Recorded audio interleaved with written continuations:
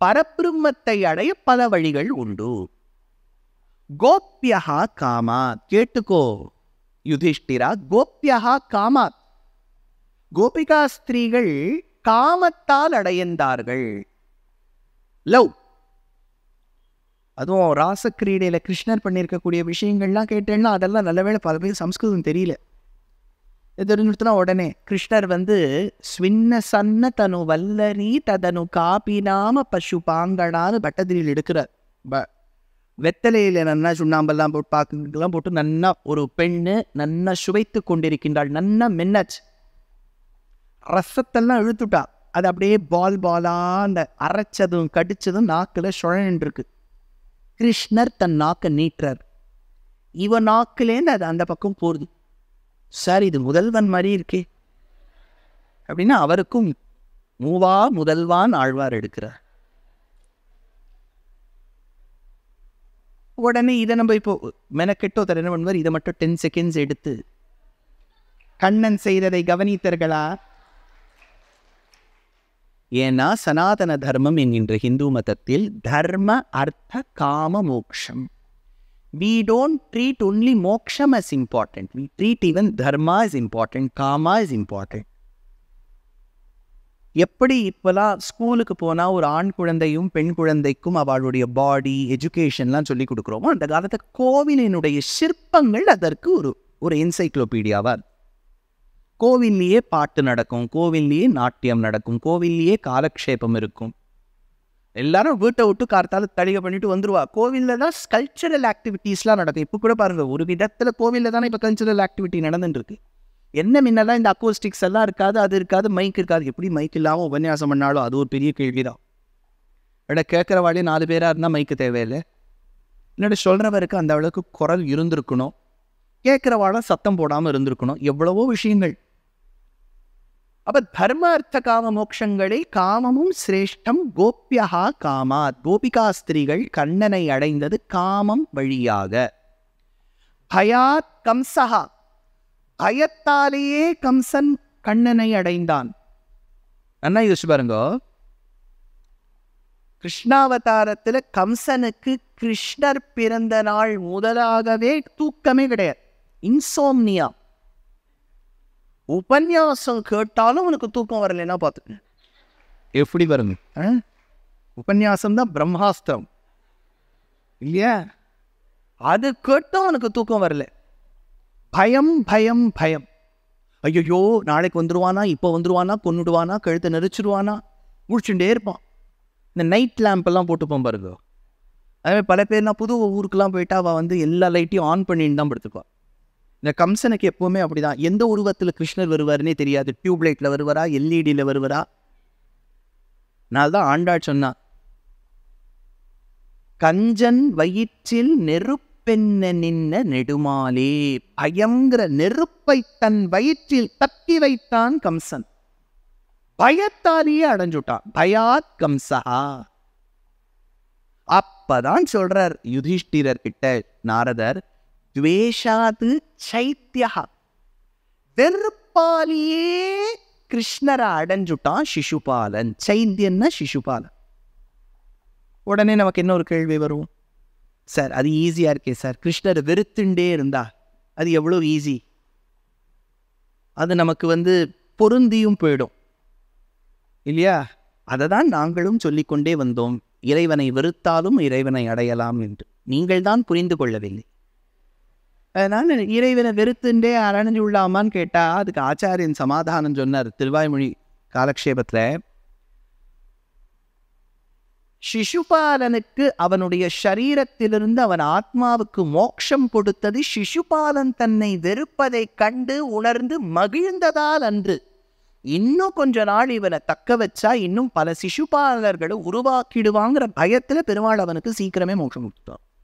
It is not out of getting impressed by Shishupala's disgust. If I keep him further alive, he will create more Shishupalas. சாக்தத்தில் அம்பாள் வதம் பண்ணும்போது ரத்த பீஜன் இருப்பான். ஒரு துளி ரத்தம் பட்டா இன்னொரு ராட்சசன் உருவாயிடுவான். அதற்காக துவேஷாது சைத்யோ தயோன்றிருப்பா.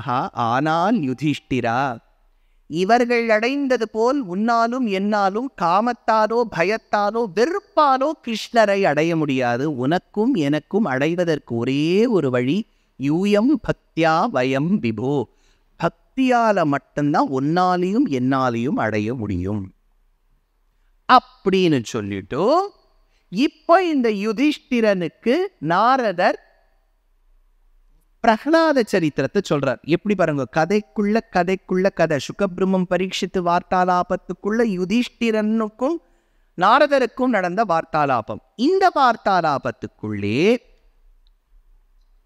ஹிரண்யகசிபு தன்னுடைய ஓன் பிரதர் ஹிரண்யாக்ஷன்னு பேர், அவன் பெரிய ஆன்டை சோஷியல் எலிமெண்ட், சொசைட்டிக்கு அவனால ஒரு பிரயோஜனம் இல்லை. அவனை ஒரு பன்றி கொன்று விட்டது. பெரிய நியூஸ் வந்துருச்சு. ஒன் வைல்ட் போர் கில்ஸ் ஹிரண்யகசிபுஸ் பிரதர் ஹிரண்யாக்ஷ். அது ரொம்ப அவளுக்கு பிரஸ்டீஜ் இஷ்யூவா போயிடுச்சு. இவாதான் மற்றவாளை வதம் பண்ணி பிரயோஜனமே ஒழிய, இன்னொருத்தர் இவாளை வதம் பண்ணி விட்டாருன்னா எப்படி? அதுவும் போயும் ஒரு பன்றி. எல்லாம் ஒரு பெரிய போர்டில் கூட எழுதி வைக்க முடியாது. My brother was killed by a wild boar அப்படின்னு எழுதி வைக்க முடியாது. ரொம்ப இன்சல்ட்டிங்காக போயிடுது ஹிரண்யகசிபு. அவனுடைய டெட் பாடி சபா மண்டபத்துக்கு வருது. ஹிரண்யாக்ஷனுடைய டெட் பாடி வந்த உடனே ஹிரண்யாக்ஷனுடைய அம்மா திதி தேவி அழறா. ஐயோ, சமுதாயத்து கேடு விளைவிக்கக்கூடிய இப்பேற்பட்ட உயர்ந்த பிள்ளையை நாம் இழந்து விட்டோமே. The world has lost such an anti-social element. What a loss அப்படின்னு அவ அழறா. கூட ஹிரண்யாக்ஷனுடைய பத்னி ருஷாபானு அப்படிங்கிறவோ அழறா. இவ ரெண்டு பேரும் அப்படி விக்கி அழறா. அம்மாவும் மாட்டு பொண்ணும் அப்படி அழுத போது அழகான விரல்கள் அவ முதுக தட்டது. அந்த விரல்களுக்கு உரிய குரல் சொல்றது, அழவேண்டாம் அம்மா, அழவேண்டாம் ருஷாபானு. ஹிரண்யாக்ஷனுடைய உடம்பிலிருந்து சென்றது அவனுடைய ஆத்மா மட்டும்தான், ஷரீரம் அன்று. ஷரீரம் என்றிருந்தாலும் அழியக்கூடியதுதான். நித்தியமாயிருப்பது ஆத்மாதான். ஆத்மாதான் ஜன்மாந்தரமா ஷரீரத்துக்கு ஷரீரம் தாவிக்கொண்டே இருக்கும். கர்மாதீனமாக இருக்கும் இந்த ஆத்மா. இப்படிலாம் சொன்னோம். இவ திரும்பி பார்க்கிறா. இவ்வளவு நல்ல உபதேசம் அவ வீட்டில் கிடைக்கவே கிடைக்காது. இந்த குரலுக்கு சொந்தக்காரர் யார் அப்படின்னு இப்படி திரும்பி பார்த்தா ஹிரண்யகசிபு. ஹிரண்யகசிபு இதை உபதேசம் பண்றான். நீங்கள்லாம் ஏதோ பகவத்கீதை கேள்விப்பட்டிருக்கீங்களா? இப்போ ஹிரண்யகசிபு கீதா சொல்லுங்க. நித்ய ஆத்மா அவ்யயः சுத்தः சர்வகः சர்வவித்பரः தத்தே சாவாத்மனோ லிங்கம் மாயையா விசிருஜன் குணான் ஏஷ ஆத்மா விபர்யாசோ ஹ்யல்லிங்கே லிங்க பாவனா ஏஷ பிரிய அப்ரியைர்யோகோ வியோகः கர்ம சம்ஸ்ருதிः சம்பவஸ்ச விநாசஸ்ச शोकश्च विविधस्मृतः अविवेकश्च चिन्ता च विवेका स्मृतिरेव च. எப்படி ஆத்மா நித்தியம், ஷரீரம் அனித்தியம், ஒன்று அழியும் ஒன்று அழியாதுங்கிற உபதேசத்தை ஹிரண்யகசிபு பண்றான். இவன் யாரு? கே ஹிரண்யகசிபு. அப்பா பேரு கஷ்யபர். கஷ்யபருடைய வீட்டில் இருந்து வேதாத்தியனம் பண்ணதால் அவனுக்கு பூர்ண ஞானம். ஆனால் அப்பப்போ கொஞ்சம் மூடு ஸ்விங் வந்துடும். நம்ம ஹிரண்யகசிபுக்கு மூட் ஸ்விங் மாதிரி வரும். இப்போதான் இவ்வளோ நன்னா பேசிட்டு இருப்பான், உடனே அடுத்தது பிரம்மாவை நோக்கி தவம் செய்வான். ஏன்னா நம்மளும் ஹிரண்யகசிபு மாதிரி.